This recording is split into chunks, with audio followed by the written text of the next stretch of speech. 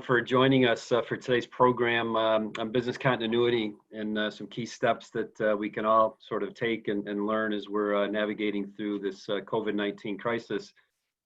Touch on items this morning from cash flow to managing supply chain to managing a remote workforce, navigating payables, receivables, payroll, and a few other topics as well. We're pleased to be joined this morning by Scott Chernich, as Scott's a shareholder with Foster Swift Law Firm. Scott's practice areas include finance, banking, and real estate. Kelli Ellsworth Etchison, who is the Chief Marketing Officer with LAFCU. And then Greg Soule, who's a partner with CPA firm Andrew Hooper Pavlik. And I'm Tim Damon with the Lansing Regional Chamber. Just a few items before we begin today. We have populated in the chat section already this morning a few resources and links to some of the resources that each of our panelists probably will reference this morning. We'll also be doing some follow-up and make those documents available as well in some follow-up emails. All participants' audio has been placed on mute, so we'll utilize the online Q&A function located at the bottom of the screen. You can submit your questions. We have that is being monitored, and those questions will be forwarded on, and we'll get through as many of those as we can. And certainly, we'll leave time at the end of the presentation here and interact with the audience questions as well. So, I'm going to get things started this morning. I'm going to start with Greg, and we're going to keep things flowing, relatively quickly and as smoothly as we can here. And Greg, I know 2 weeks ago we surveyed all of our members at a number of businesses throughout the region as well, and just trying to gauge, challenges that they were faced with. And the one thing that's been constant and consistent from the beginning of that is cash flow has been the top priority.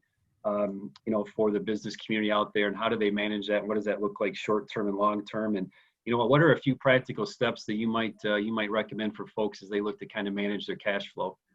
Sure, Tim. Thanks for the question, and it's a great question. It's one that we're really all concerned about, like the survey results showed, and it was one that started to evidence that there was some concern early on in the early days of the crisis here in the U.S. and in Michigan. You started to see the so-called race for cash, or the race for liquidity, as a lot of organizations, larger organizations, as well as smaller companies, started to draw down on lines of credit. There was the race for cash. There was the concern that there could be some fundamental liquidity issues in the market, and the U.S. Department of Treasury stepped in with some of their programs as part of that.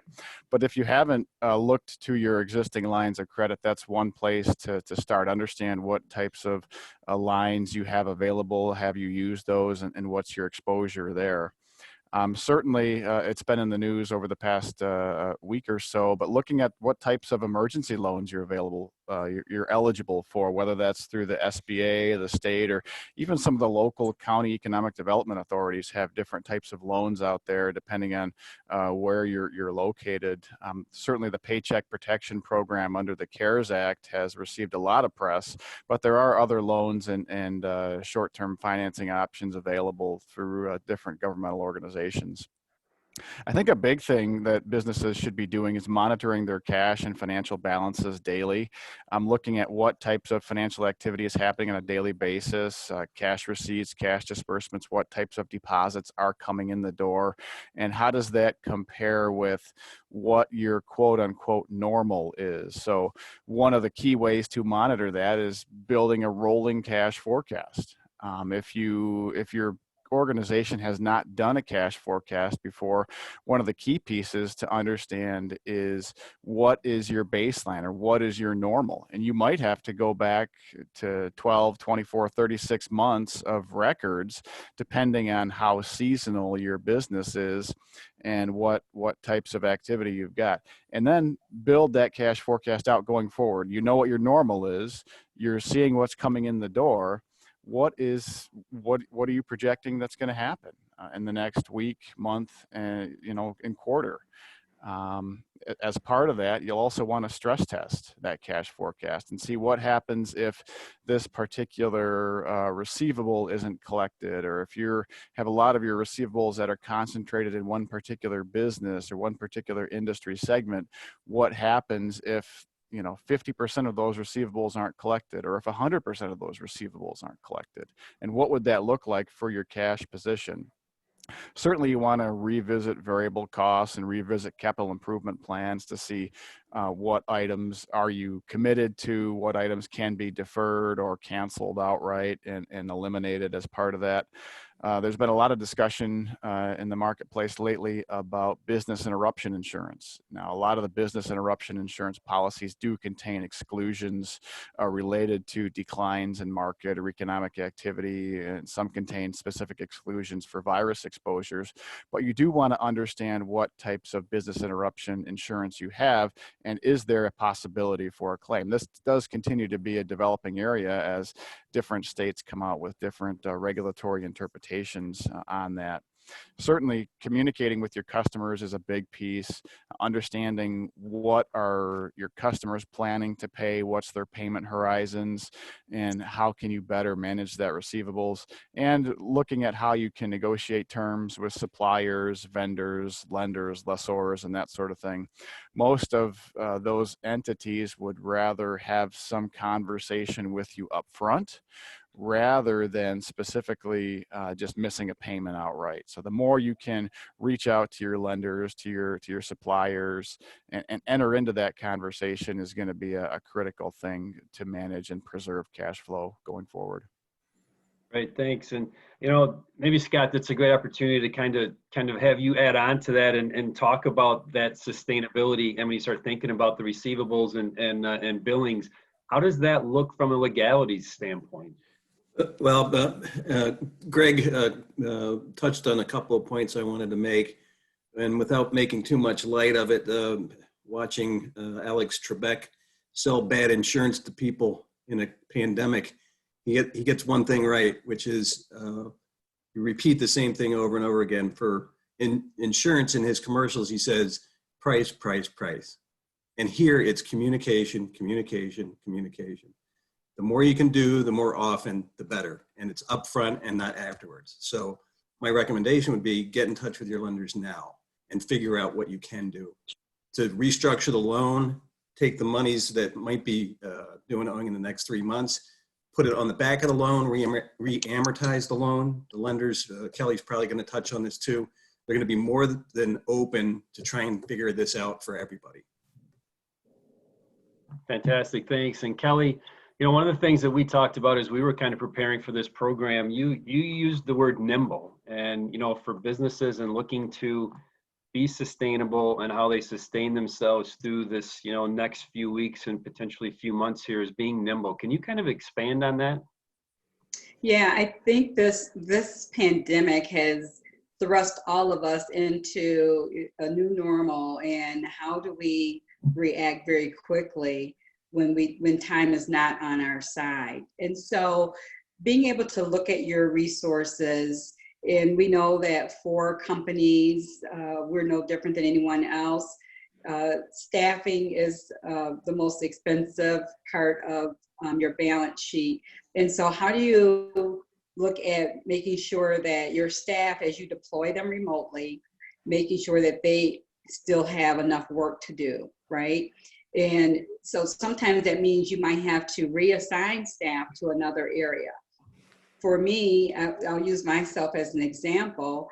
I run our marketing department. And so one of my team members, she has a master's in human resources. And so we collaborated with our human resource team and said, hey, do you need additional hands on deck as you're working through all these moving parts with humans and trying to get them all situated every which way. And so, I can't be selfish and say, hey, I need all of my people to help me with all of these initiatives that I'm also working through. I have to say, hey, where can we help in other areas in the organization? It's for the good of the organization, the good of the whole. And so making sure that in a remote environment that you are making sure that your team has enough to do. And we have a platform called Basecamp. And Basecamp is a great communication tool. It not only allows you to organize initiatives and programs, campaigns in my case that you might be working through, but it is also a good way. It has a segment in there at the end of the day. It allows staff to go in there and put in what they've worked on and then how much time it took. And so that's a good way for you to go back and look and see, do I have capacity to lend another employee out somewhere else? And so being able to have, because what we may think when we're working on a task that may take, in our minds, it feels like it took an hour for us to complete that. It may have really only taken 35 minutes, or maybe it took an hour and a half. And so having them go into this and put that information in there, it allows you to make better decisions. And then just making sure that you develop a team that routinely checks on staff. And so we have a subset group that's actually, they've put together a Survey Monkey that goes out to staff. It's confidential, but just really like, hey, how are you doing? Recognizing that some team members that you may not have family in their home. They may live alone. And pre-COVID, they were fine with that because they had other activities that they could do.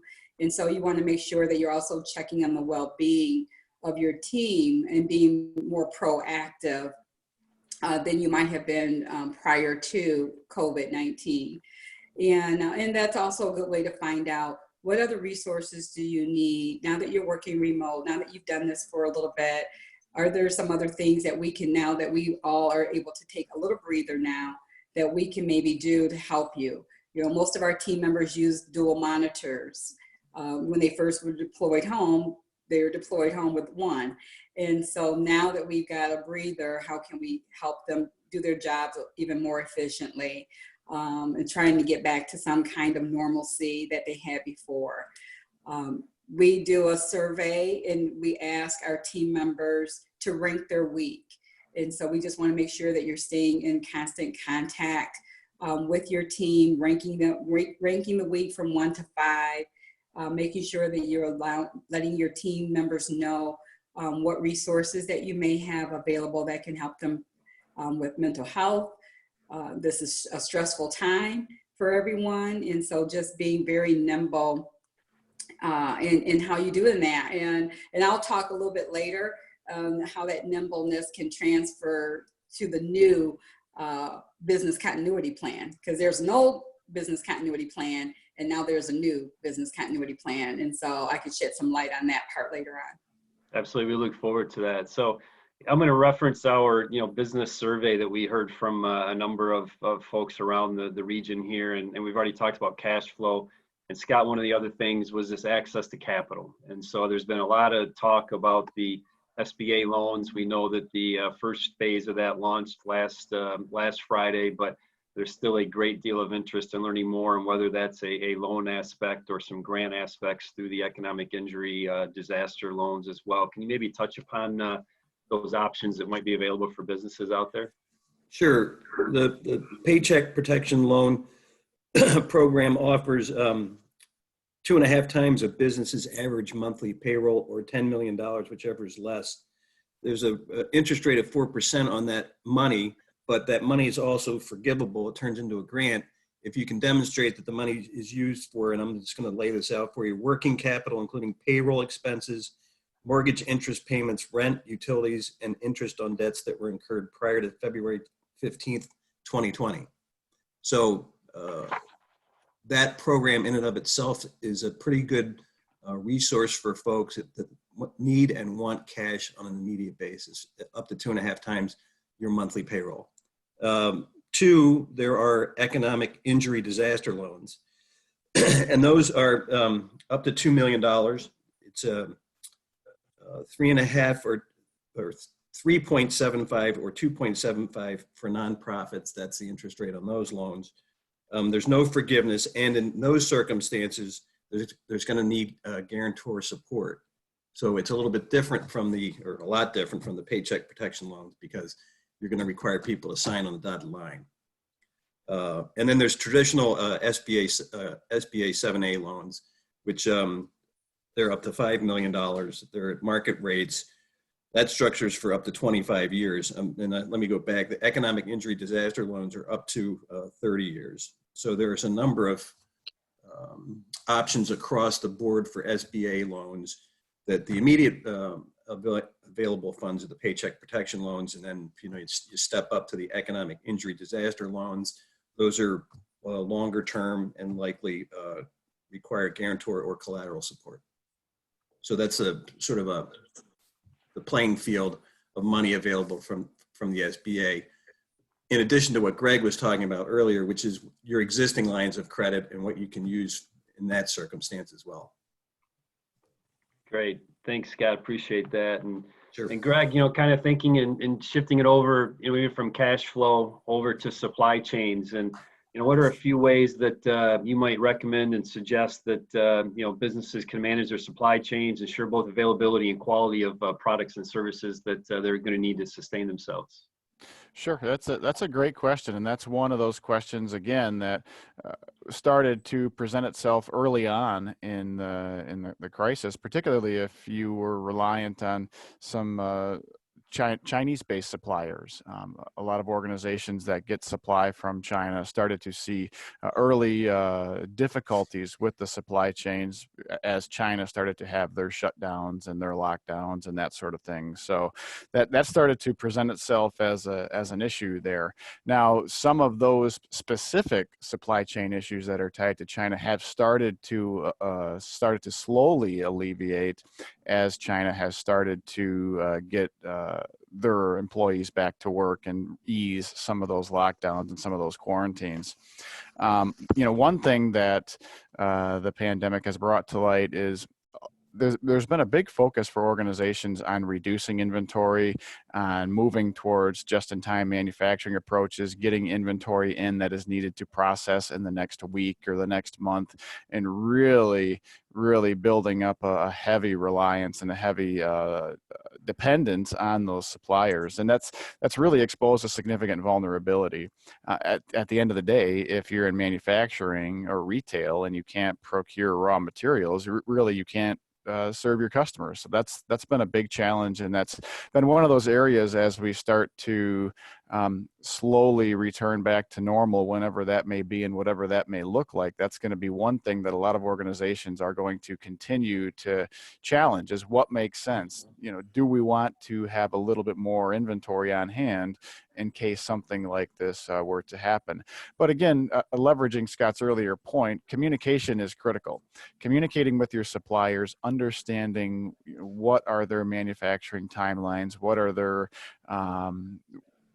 they available to provide, and when are they able to provide it. You need to understand what their expectations are, what their timelines are, how are they handling this, what is their response. Are they producing at a lower level than maybe your suppliers have previously? What are they doing, and how are they dealing with their suppliers, or your tier 2 and tier 3 suppliers that are supplying to that tier 1 supplier? How are they handling their supply chains and their issues? Can alternative suppliers be used? If maybe you've leveraged 1 or 2 suppliers, but your product is your raw materials are readily available, are there alternative suppliers out there that you can leverage, and can you enter into dialogue with them and communicate with them? Certainly you want to be sensitive to not damaging any relationships with your existing vendors, but that is something to consider. A few rays of light in the pandemic are once goods seem to make it onto the truck, they seem to be moving quicker. A lot of the trucking logistics firms actually have noted increase in average speeds, particularly through large metropolitan areas. And that's just a function of there being fewer cars on the road, less congestion. So goods are moving faster over the road. And also as airlines continue to ground more passenger flights, there's additional resources available for air freight. So again, if your suppliers can produce the goods and get them on the truck or on the plane, there are some rays of light that maybe you can get them a little bit quicker.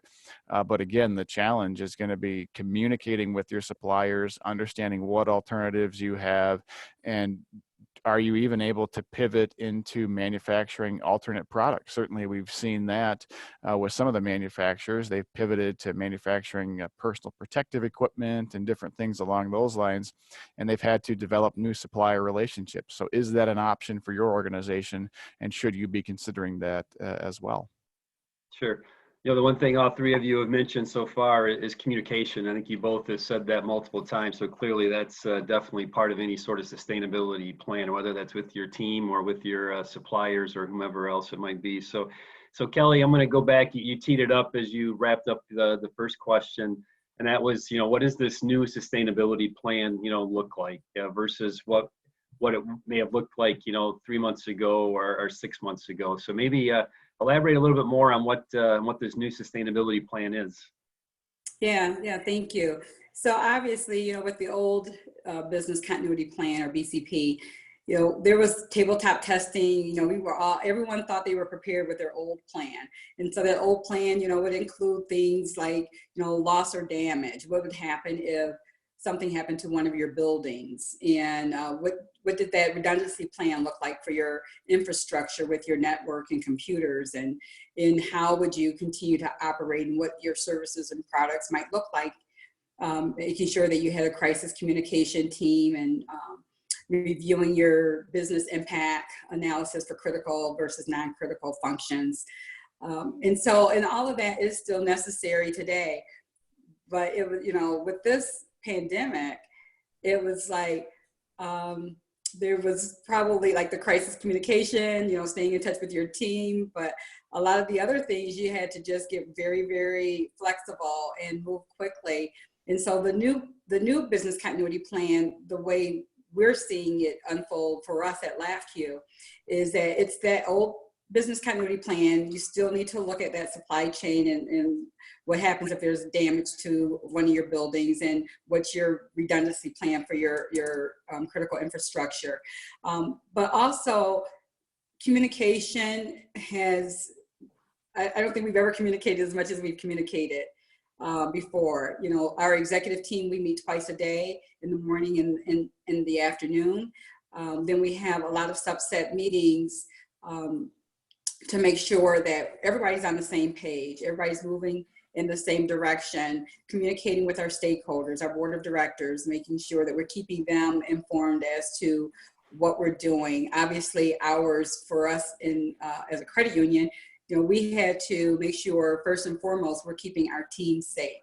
And so in our old business continuity plan, we never discussed things like sending the majority of your staff home working remote in that plan. And so this new plan is, you know, we know that we can do that now. I mean, we were talking earlier before this conversation started, that if you had asked us back in February even, could we have our tellers serving our membership from home, we would have said, nope, can't do it. And we were able, and we were positioned well to do it actually, because some years ago we had started deploying interactive teller machines, which is like an ATM on steroids. You can use it as an ATM, or you can touch the screen and go into an interactive space with a teller that she comes on, or he or she comes on, you see them, they see you, you can process your transaction. Well, we finished deploying all of our drive-through lanes this past summer. And that positioned us nicely, because now that allowed us to be able to deploy 75 to 80% of our workforce home. And so our tellers are in the safety of their home. We have a campaign that is, you know, save a life, bank at home. And so, and that campaign is where you're going to see that mobilize a little bit more here this week, where we're getting more aggressive with that message. Because while we do still have those interactive teller machines, we do still see the lines there. And a lot of the transactions that are being done can be done still from the safety of people's homes. Having that remote strategy now in place as part of your new business continuity plan. So now we all have worked from home. We've got our teams working from home. And so now making sure that we continue that remote strategy and what that might look like when we go back. You know, will my team all ever go back into our, building? I don't know, maybe we won't. We don't know what that's going to look like. And so do we need to be on site as a marketing department? And so, looking at what your products and services, making sure that in that new plan that you're really drilling down on what those look like that you're going to offer. Right now today, our members can come in our business, in our buildings. They can make an appointment on Monday or Friday to get into their safety deposit box. Any other transaction, mortgage closings, loans, any other transactions we can do for them. We can do through mail, we can do online, we can do through DocuSign with e-signatures for any other loans or transactions. There's no other reason that we need to endanger the safety of our community and our staff that's left remaining on site. And so making sure that now you drill down to that. What does it look like if you have multiple locations? Making sure that you address that now. As you tighten up, because now we've kind of all have this loose new business continuity plan, but now we're all starting to tighten that up a bit as we are hopefully approaching the other side here of and becoming post-pandemic is what we're hoping for real soon. But what does that look like? And making sure that you keep your finger to the pulse on if you have multiple locations, how do you close those? When do you close those? Making sure that you're keeping in touch with your HR team so that, as we move people around and all of that, that we're keeping in touch with them. For us as an organization, we have a collective labor agreement. And so our hourly staff is organized, or union. And so we have to make sure that we keep the union and the HR in the loop, in lockstep with every decision that we make. And so for businesses like manufacturing, a lot of them have unions. And so making sure that you're being very mindful of that collective bargaining agreement that you have. And then do you have to sometimes do a letter of understanding for certain things as a one-time event?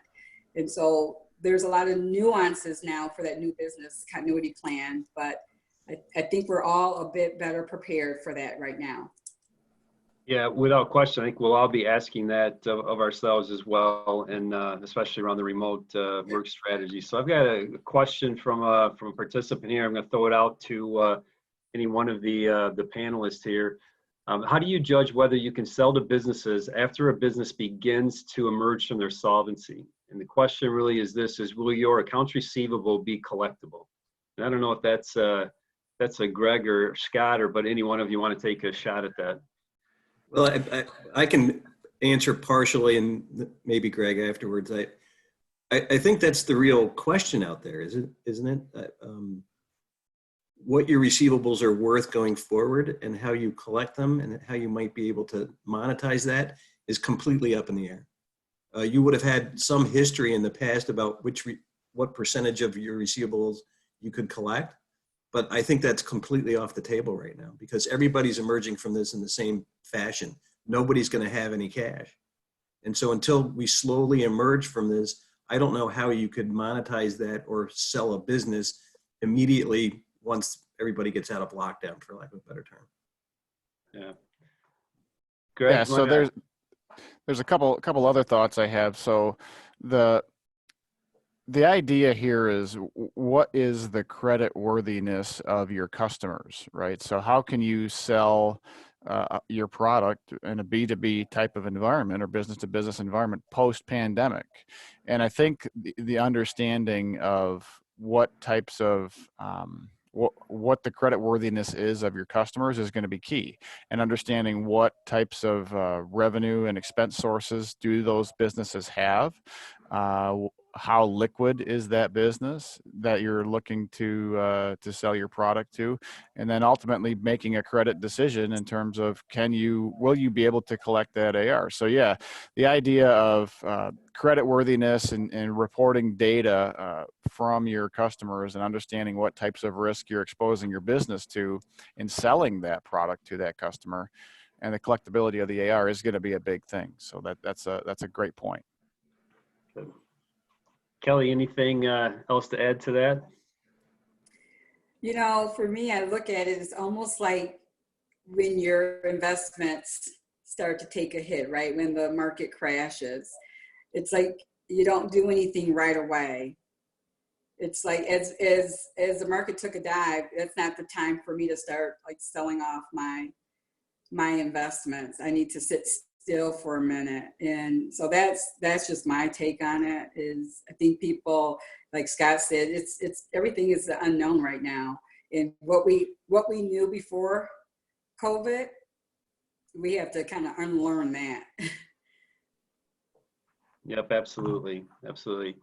Hey, Scott, here's a question for you, and maybe it kind of goes along the line there, but really more in real estate and kind of thinking out there about some of these creditor issues and thinking about that sustainability with mortgages and leases and other payables. I think there's some data that was released either yesterday or earlier this morning that said in the first week here in April that only a third of renters across the country had made any type of payment on their monthly rent. How does that translate into business, and what are businesses going to be looking like when it comes to some of their either mortgage or rental payments for their business properties? Well, it's a great point. It's something I've been talking to people about quite a bit. The issue, the practical issue is this: the folks that are the lessors have mortgages. They have to pay their lenders, and so if the people that are leasing the property don't pay the lessor, then the lessor can't pay the bank or the financial institution. It's a domino effect. So we go back to the idea that you have to communicate with your lender to say, look, I'm not getting paid from the people that are renting my spots, renting my locations, so I need some relief. And that sort of goes back to the idea that you need to communicate with your lender, tell them, look, we need a pause here. I need a forbearance of some sort. I need to re-amortize this loan, put the missed payments on the back end, but make an agreement with your lender. And then to the extent you get an agreement with your lender, if you're a landlord, try and get that agreement in writing. Now, it may not be perfect, and it may not be something that I would produce at this point because everybody's going to be going pretty fast, but at least get something in writing by way of an email or something that's going to document what the financial institution agreed to. And here's the reason why. I'd say about 15 years ago, the financial institutions banking lobby in Michigan lobbied the legislature and got the statute of frauds amended. That amendment requires a promise by a financial institution. It has to be in writing, and it has to be signed by somebody with the authority to do it. So the idea here is, if you're going to get relief from your financial institution, you need to do that, and you need to do it in writing. Great, I would thanks, certainly Scott. agree with that. Yeah, I would certainly agree with that. Keeping in touch with your financial institution often. So even once there's that initial forbearance put in place, if this thing goes longer than what we hope it will, then making sure that you continue to stay in touch with us so that we can help you, but you have to help us help you. Yep, I know, absolutely, and it is that. Well, it's the supply chain, right? And it kind of feeds up when things aren't getting paid on time in a timely manner. Just to remind all the participants as well, we still have plenty of time for your questions as well. So continue to submit those through the question and answer button at the bottom of the screen.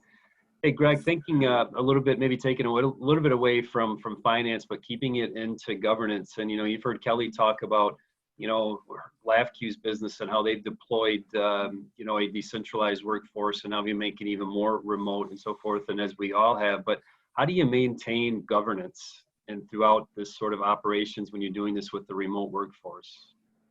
Yeah, it's a great question. And as you think about a big part of corporate governance and corporate oversight is the control environment. Is what types of what is the tone at the top from executive management, from the board of directors, if you have one, and what is that tone? many times when it's business as usual, your employees are going to have a pretty good understanding of, what their expectations are from a control perspective, from an ethics perspective, and that sort of thing. It's, most organizations tend to do a fairly decent job at communicating that.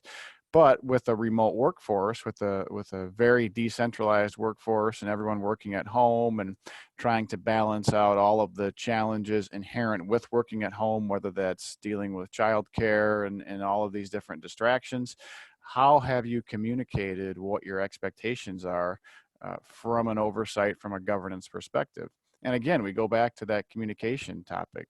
I really think it's a big responsibility of executive management to continue to stay in contact with both the leadership teams as well as those doing the actual work. I think that's a big piece. So understanding how you communicate that out and how you really set those expectations in terms of what types of controls and what types of protective measures you need to take to protect your business.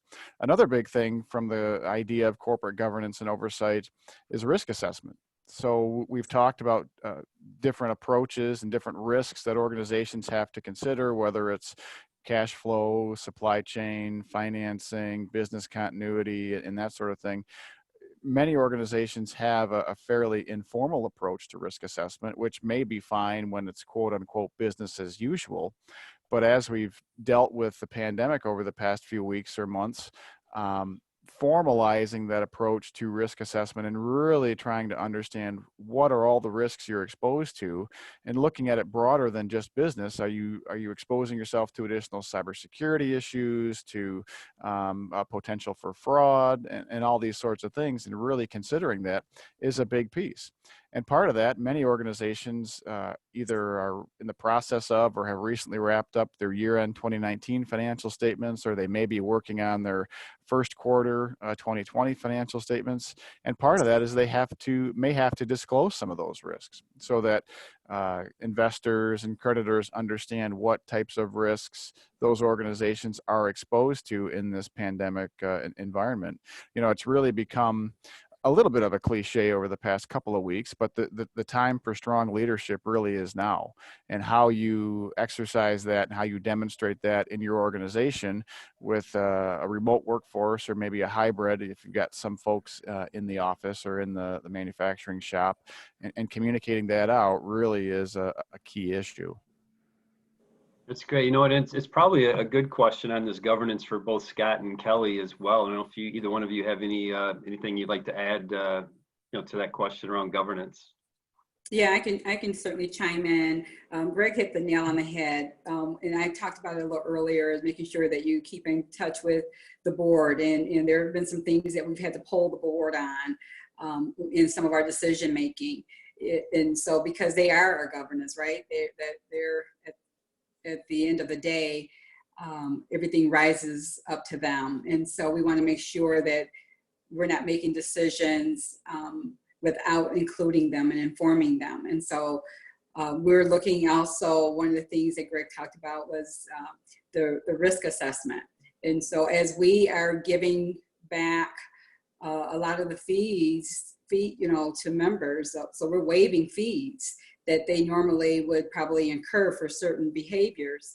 And so as we look at that, we have to go back and look at our budget. We have to, I think I heard Scott talk about earlier, doing some stress tests, or maybe that was Greg, but we have to go back and do some more stress testing. And so making sure that businesses are doing some stress testing when things change, and what that looks like, doing some what if scenarios and what that might look like and how that might impact you from a financial standpoint, and making those necessary adjustments. And so what we may think we may want to do, we have to sit down though and come together as a team and look at those numbers and where that might impact us. And then what does it look like on the other side? Because at the end of the day, you want to, make your customer base, and for us, we're a membership organization like the Chamber, make them whole. And how do you help them during a difficult time? And so that's what we're here to do, is to make sure that we can help our membership still be able to, put food on their tables, pay their utilities, and things like that. We know from I was part of a previous community discussion, and we know that some of our community resources are being tapped. 211 is seeing an uptick in calls for the basic human needs, which is food and utilities and rent payments and things of that nature. So, making sure from that governance standpoint that you are keeping the appropriate stakeholders, that you're bringing them to the table, you guys are having those appropriate discussions, you're providing them with the appropriate data so that the decisions can be made, so that you come out good on the other side of this. Because on the other side of this, there's still exams and audits and things that are going to take place. And so you still want to make sure that you've done your due diligence. Yep, absolutely. And Scott, kind of tagging on to this a little bit, and I know you mentioned this morning, and we talked prior to this, that this thing has moved quickly, right? I mean, we saw a $2 trillion economic stimulus package get approved and implemented here in a 10-day time period, and they're still getting the dollars deployed. And you even mentioned this morning that there's even new, from a legal perspective, things that are continuing to evolve and change. Maybe touch on some of the things, some of the latest updates that you may be aware of for the folks. Sure. Well, let me go back just a little bit and talk about the previous subject. You have to remember that if you're in a lending situation, typically there are going to be some financial covenants and other covenants in your loan documents. And so you may be violating them right now. You have to get in touch with your lender to advise them about that. Typically there are requirements that you do. So this goes back to the communication with your lender. You have to tell them what's going on. This also relates to another obligation of your lenders, because they're regulated institutions, that the NCUA, the FDIC are all going to be looking at this afterwards. Now, it may not be as strict as it used to be, recognizing that we're in the middle of this pandemic, but there's a chain of responsibility, and that chain starts typically with the borrower. So the borrower has to go back, look at your financial documents or look at your loan documents, figure out what provisions of those loan documents you may or may not be complying with. If you're not, you have to tell your lender, because the lender has to know to be able to do the stress tests that Kelly was just talking about. So there's a big line and chain of fallout from all of this that you have to be aware of. That's one. There's a couple of things that are out there now that I did hear about that may be included in the next relief package, and there we're talking about some possible tax incentives and payroll tax relief. I don't know what that's going to look like, but at least it's being considered to be in the next bill. I understand that states are considering legislative action relative to business interruption insurance and claims. I don't know what that would look like either, and I don't know how you could do it, because the 10th Amendment says that you can't interfere with private business relationships. So I don't know how a legislature would get involved in that, but I hear rumblings about that. And it relates back to Greg's earlier comments relative to business interruption insurance and claims. There may be exceptions for pandemics. I don't know that, and you have to look at your particular policy. So it never hurts to call your insurance agent and tell them, I think I have a claim, and they can tell you, no, you don't. Or you can call your lawyer and ask them to. So those are all areas that you should be looking at as if you're running a business in any form or fashion. As I understand it now, the flip side of that is that there are also force majeure provisions in most contracts that say that you don't have to perform if there are circumstances out of your control. So if there's something that you've committed to and you can't deliver, the provisions in the contract may excuse your performance because of this pandemic as well. Finally, and this is, some folks may not want to hear this, but ironically, just before this pandemic hit, the bankruptcy code was changed, and it provided for a new subsection of Chapter 11. This new subsection of Chapter 11 is called Subchapter 5, and it really streamlines the process for a Chapter 11 case. Typically, they take a long time, they're very expensive, and the expense and time is prohibitive to have people reorganize a small business.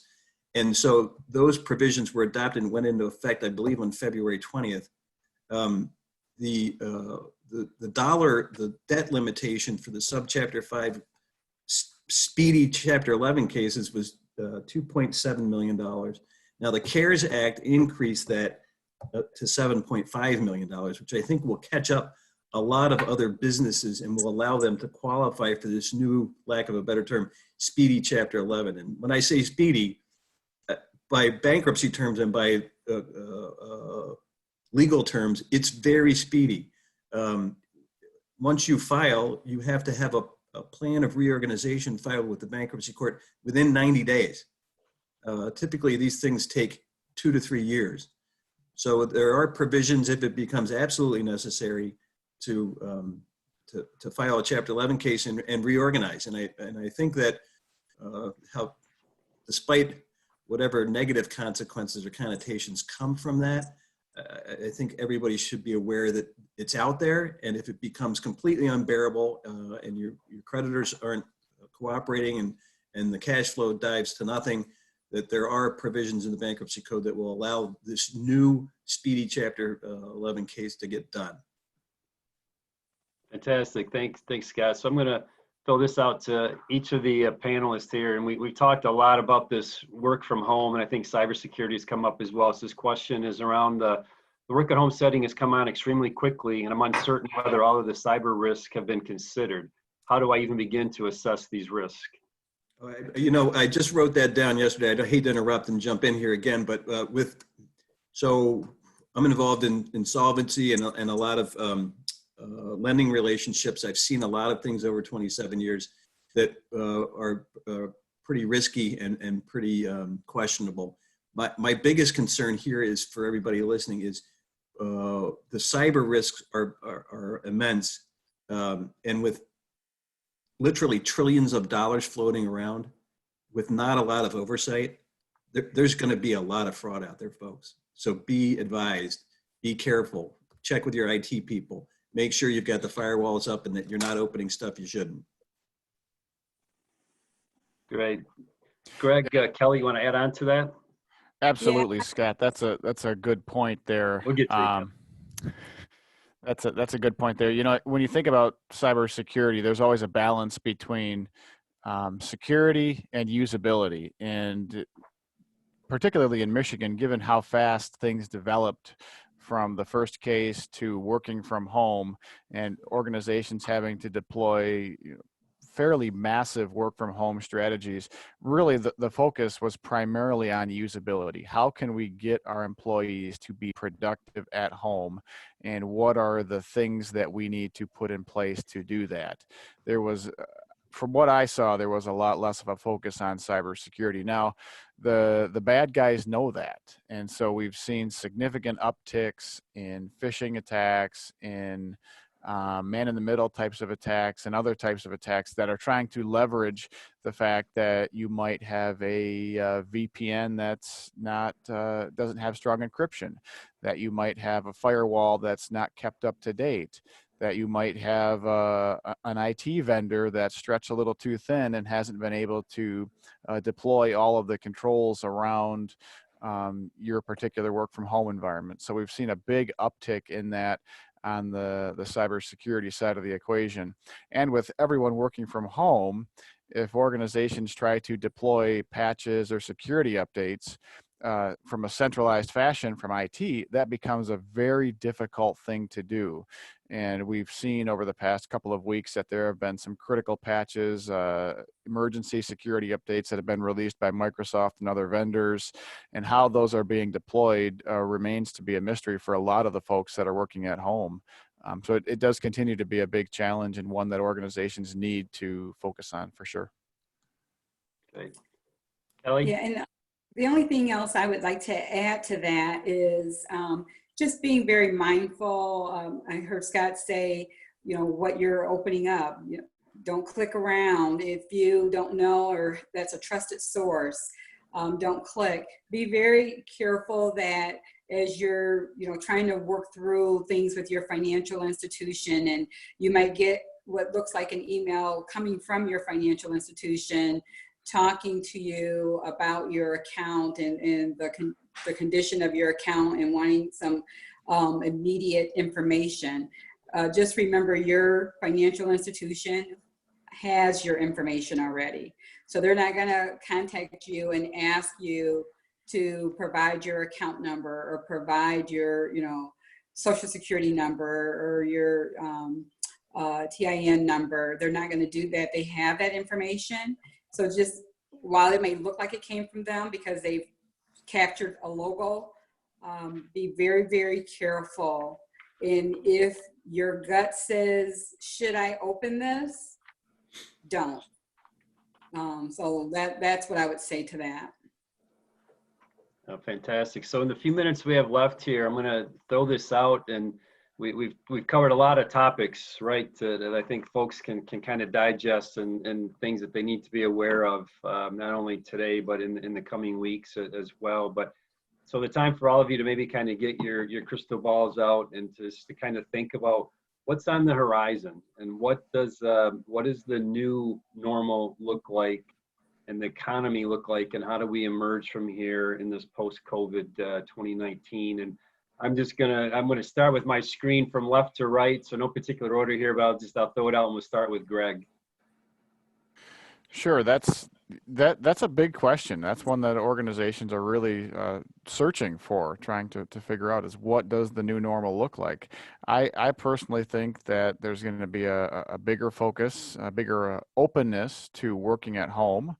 I think that's going to be a big thing for organizations, and they could even challenge how much office space do we need? Do we need to have a space for every employee? And a lot of organizations, particularly the larger organizations, always had a little bit more openness to working from home. I think that you're going to see that continue to trickle down. You're going to see organizations try to deploy better solutions for their employees to be productive at home, whether that be improved video chat systems, improved security measures, credits to employees to purchase whatever equipment they feel they need to be productive at home. I think that you're going to see a lot of that.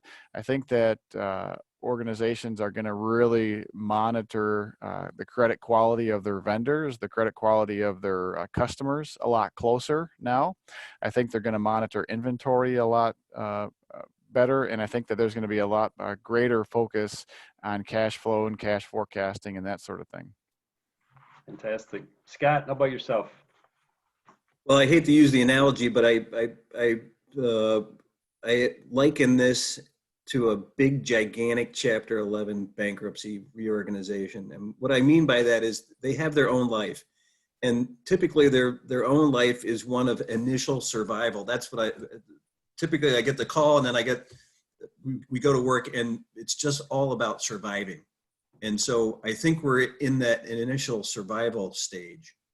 I think then after the initial survival, there's a little calm, regroup, and then you come up with a plan to get out. And so I think this all has to do with what the next round of relief is that comes from the federal government, because I think another stimulus is coming and is necessary. I think another $2 or $3 trillion is going to be necessary to get the businesses that they want to survive.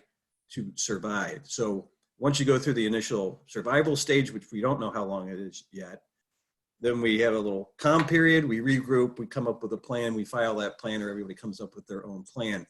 And then we get to Greg's issues about, how that all, the new business, the new normal fits into that plan that then you're going to implement. Great. Kelli, you want to wrap it up? Yeah, sure. Happy to. Greg hit the nail on the head as far as lenders are definitely going to be looking more at what that cash flow look like from the business clients that are coming in, applying for loans and so forth, and what that looks like. Yes, remote strategies probably will be broader than before, where it might have been maybe your sales team or maybe your management team, where those strategies are going to be broader now. Footprint size of offices. Recent years leading up to COVID, we had already looked at strategies of reducing branches down to 1,000 to 1,200 square feet. And we know with the ITM strategies, we can put them anywhere and still service our membership. And so things are going to be looking drastically different in how businesses go into their strategic planning sessions and start to forecast what the next 5 years, 3 to 5 years will look like for them. There's going to be a lot of lessons learned, as Pat Spike, my CEO, always says, never waste a crisis. And so this is certainly a crisis, and there's a lot of lessons that we're all learning from it. And so we're not going to waste this opportunity to learn from those and start to deploy some of the things. And it's not going to be perfect. We're kind of all learning and growing from this together. And so I wish I had that crystal ball. Sure, probably all do. So here's maybe one final question for us to throw out here to the entire panel. And I think this is related to the SBA loan programs. And so the question is this: when is the money coming? How do we plan to go back to a business with very small margins and be able to pay a loan payment on top of everything else? So a very kind of broad question there, but I think all three of you probably are well positioned to answer it. And Kelli, since you're a financial institution, maybe you've got some insight on the loan process and when we might be seeing some of those dollars being deployed into the business community. You know, that's a good question, and I don't know when we'll see that.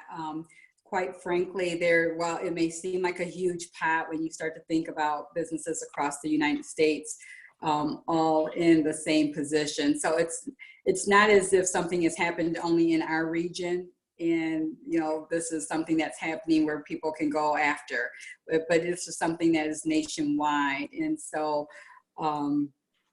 I think that we're going to see that it's going to be a very stressed on the system itself, on how those monies are going to get out there quickly. I think that's going to be a very stressed process. So I wish I had a better answer regarding that. What was the other part of the question, Tim? It was, 1 second, I can bring that back up and look at it. So Sorry about that. yeah, so really it was kind of goes back to a business maybe with very small margins, and how will they be able to pay a loan payment on top of everything else. So I think a lot of it kind of comes down to more of the cash flow question and when these loans are going to start coming through from SBA to help some of these businesses who are obviously closed right now, but also operating under very small margins to begin with. Right. So of course, with the PPP loans, you know, those are forgivable if there's certain criteria that have been met for those. But with the loans that you might have existing with your financial institution on those slim margins, it goes back to what we all have been preaching earlier in this conversation is, you know, staying in touch with your financial institution, with your lender, and so that we can look at different ways that we may be able to help you with the deferment, you know, forbearance, things of that nature, and putting those payments back on the back end of the loan. But just making sure, I mean, if we have to look at maybe how do we rework that loan to get the payments more manageable. At the end of the day, lenders, when they lend money, they're not lending money to take back the business. That's not the goal of lending it. So, you know, we don't want to take back businesses and things of that nature. So we want to try and help you, but staying in close. I think what happens a lot of times, people might handle situations differently, and some people go into a place of denial, and they kind of bury their head in the sand, and they don't want to deal with it. It's too much. It's too overwhelming. And so by the time they reach out, it's too late sometimes for help to be delivered. And so just making sure that you stay on top of things, know that you're not alone. Don't be embarrassed that a lot of people are going through this together. And so just staying in touch. Sure.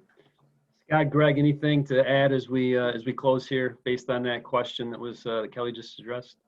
Well, I just add that, remember, the paycheck protection loans are the immediate cash infusion purportedly. So get to your lender. I know there were some problems with the SBA and the applications and how that was working. I know that some financial institutions that I represent actually got loans processed and monies have been delivered already. So it depends on the financial institution. It depends on who's actually processing the loans. So go to your lender and go make that application for the PPL loan immediately. The longer term, you've got economic injury disaster loans from the SBA, so consider that. And everything's going to have to be structured in a different way, I think, going forward, because all of the foundational issues, cash flow, assets, valuations are probably out the window on how the loan was made in the first place. So that all changes how you can pay it back. And everybody's going to be, as Kelly said, look, we're all in the same boat. There's no shame here. You got to look at the situation. You have to assess it. You have to make a pretty good effort at coming up with a way to solve it and how you're going to address it. So eyes wide open, talk to everybody you can, make a plan. Absolutely. Greg, you want to wrap us up? Sure. Yeah, I'll echo Kelly and Scott's comments. I mean, there does seem to be a strong sense among both the government as well as the lenders that, you know, to some extent, we're all in this together. And so I think that as you're willing to and able to communicate with your lenders, do so and try to restructure and renegotiate those loans. Certainly connect with your banker on applying for the PPP loans. Scott noted those are forgivable, assuming that the funds are used for qualifying items.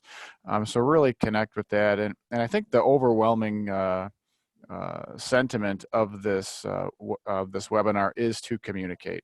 Communicate with your employees, communicate with your customers, communicate with your lenders, communicate with your suppliers, and really try to get everyone on the same page and understand that, you know, we are all in this together. We are all going through the same types of issues, and really just try to manage this the best that we can. Well, fantastic. I want to thank each of our panelists this morning, Greg, Scott, and Kelly, for joining us and providing us some expert content. And I'll just share a little personal story. My neighbor owns a hair salon over in Old Town. And talking to her over the weekend, the first call she started making when all of this happened were to her lenders and creditors. And so, again, there's from one very small business owner and what the steps that she took early on. And she says they were without question willing to work with her, and they became a very good strategic partner and kind of guided her all the way through the application process for one of the economic injury disaster loans. And so I think the communication is an important part there. So thank you to all the participants for joining us as well. We will have the recording of the webinar, as well as additional materials that each of the panelists have made available today, and we'll send that up in a follow-up email with all of you later today. So thank you all for joining us, and have a great day.